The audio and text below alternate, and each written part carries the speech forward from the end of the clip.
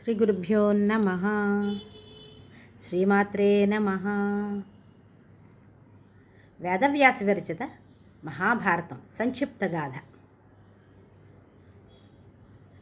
నారాయణం నమస్కృత్య నరం చైవ నరోత్తమం దేవీం సరస్వతీం వ్యాసం తతో జయముదీరయేత్. వ్యాసం వసిష్ఠనప్తారం శక్తే పౌత్రమకల్మషం పరాశరాత్మజం వందే సుఖతాతం తపోనిధిం. ఓం నమో భగవతే వాసుదేవాయ. అర్జునుడు మణిపురం చేరాడు. అక్కడ రాజపుత్రి చింతరాంగదను వివాహం చేసుకున్నాడు.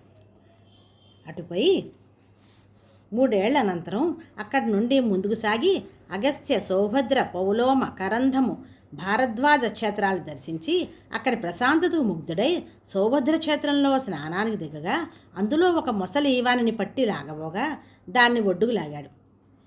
ఒడ్డుకు చేరిన మొసలి ఒక స్త్రీ రూపం ధరించింది.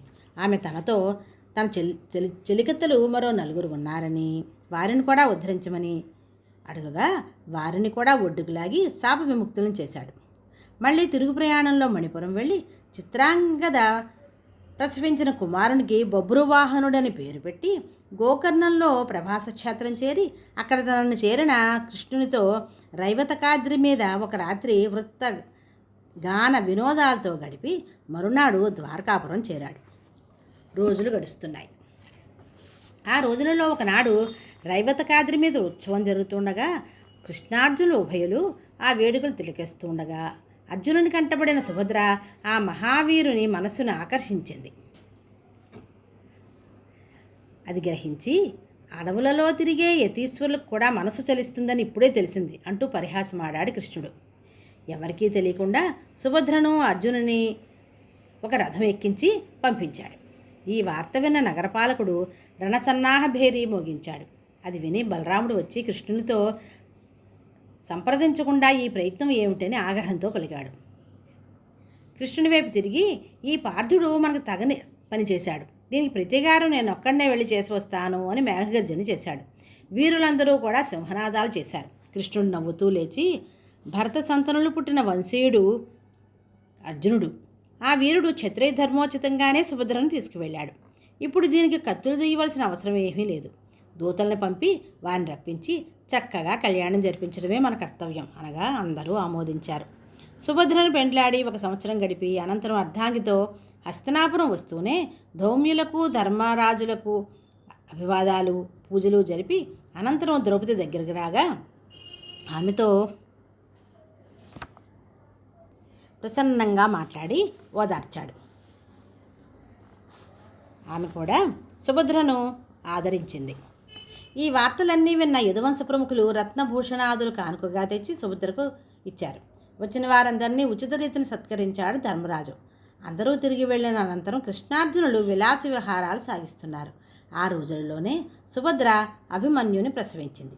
అనంతరం కొంతకాలానికి ద్రౌపది ధర్మరాజు వల్ల ప్రతివింధ్యుని, భీముని వల్ల శృతసోముని, అర్జునునికి శృతకర్మను, నకులునికి శతానీకునికి, సహదేవుని వల్ల శృతసేనుని ప్రసవించింది. అందరూ ధౌమ్యుల వారి శిక్షణలో వేదశాస్త్రాలు, అర్జునుని వద్ద ధనుర్వేదము అభ్యసిస్తున్నారు. కాలం గడుస్తోంది. ఒకనాడు కృష్ణార్జునులు వనవిహారం చేసి ఒకచోట విశ్రాంతిగా కూర్చుండే వేళ అగ్నిహోత్రుడు విప్రవేశంలో వచ్చి తన ఆకలికి ఆహారంగా ఖాండవవనం భక్షించే అవకాశం కలిగించాలని, అయితే దానిని ఇంద్రుడు రక్షిస్తున్నాడని, తక్షకుడు దానిని తన పరివారంతో కాపాడుతున్నాడని చెప్పాడు. కృష్ణార్జునులు అభయమిచ్చారు అగ్నిహోత్రునికి. అగ్నిభట్టారక, ఎవరు ఎదురు వచ్చినా నిలబెట్టగలను, కానీ ప్రస్తుతం నా దగ్గర ధనస్సు లేదు. చేతిలో ఉన్న ఈ ధనస్సు వేటకే గాని తీవ్ర సంగ్రామాలకు పనికిరాదు అని చెప్పాడు అర్జునుడు. వరుణుని ప్రార్థించి అగ్ని విచిత్ర వర్ణాలతో కనులు మిరుమిట్లు గొలుపుతూ అప్రతిహతంగా బాణాలు విడవడానికి వినియోగపడే గాంధీవము, దానికి తగిన అక్షయ తూణీరాలు, 4 తెల్లని గుర్రాలు పూంచిన దివ్యరథము అర్జునుకి ఇప్పించాడు. ఆ రథపతాకం మీద కపిచిహ్నం భయానకంగా ఉంది. అర్జునుడు కాశకోక బిగించి కవచం తొడిగి కత్తి చేబూని రథానికి ప్రదక్షిణ నమస్కారాలు చేసి నమస్కారపూర్వకంగా గాంధీవం అందుకుని రథం ఎక్కి ఒక్కసారిగా ధనుష్టంకారం చేశాడు. అప్పుడు అగ్నిహోత్రుడు సుదర్శన చక్రాన్ని కృష్ణునికి ఇచ్చాడు. వరుణుడు తన వద్ద ఉన్న కౌమోదకిని అనే గదను కూడా వాసుదేవునికి అర్పించాడు. శ్వేతకు జరిపిన 12 వర్ష యజ్ఞంలో నిరంతరాయంగా ఆహుతి చేసిన ఆజ్యం తనకు జీర్ణం కాని కారణంగా ఆ బాధా నివారణకు అగ్ని ఖాండవ వనాన్ని స్వాహా చేసే సంకల్పంతో సప్తజిహ్వాలతో వనాన్ని చుట్టుముట్టాడు. ఆ జ్వాలల వేడికి సోకి కొన్ని మాడుతున్నాయి, మంటలు తాకి కొన్ని వాలుతున్నాయి, మంటలో పడి కొన్ని బూడిదవుతున్నాయి. ఆ వేడికి వనంలోని సరోవరంలో నీళ్లు వేడెక్కాయి. అందులోని చేపలు తాబేళ్లు ఉడికిపోతున్నాయి. వనమధ్యంలోని జంతువుల రోదనధ్వానాలు సాగరమథన వేళ కల్లోలాన్ని తలపింపచేస్తున్నాయి. ఖాండవవనం అంతా మండడం మొదలుపెట్టింది. ఈ వార్త దేవేంద్రునికి అందగానే ఆయన కుంభవృష్టి ప్రారంభించాడు. మంటల మీద నీరు పడి పొగలు బయలుదేరాయి. అర్జునుడు తన బాణాసనాన్ని నిర్విరామంగా నడిపి వనంలో వానజిరుగు పడకుండా చేశాడు.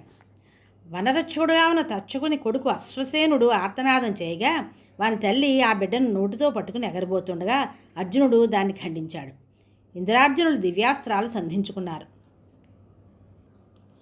కొంతసేపు పోరు సాగాక ఇంద్రుడు ఇక యుద్ధం చాలించి వెళ్ళిపోయాడు. 15 రోజులు ఏకధాటిగా అగ్నిహోత్రుడు ఖాండవ వనాన్ని ఆరగించి తృప్తిపడ్డాడు. ఆ వనం నుండి బయటపడ్డవారు మయుడు, అశ్వసేనుడు, సాధ్యగాకాలనే 4 పక్షులును. తప్పించుకుపోతున్న మయుని సంహరించడానికి కృష్ణుడు ప్రయత్నించాడు. కానీ అర్జునుడు అభయమిచ్చి రక్షించాడు. ఆ విధంగా ఖాండవ వనాన్ని అగ్నికి ఆహుతి చేసి కృష్ణార్జునులు ఆనందంగా ఇంద్రప్రస్థం చేరారు అని వైశంపాయనుడు జనమేజయునికి ఆది పర్వం వినిపించాడు. ఆది పర్వం సమాప్తం. స్వస్తి.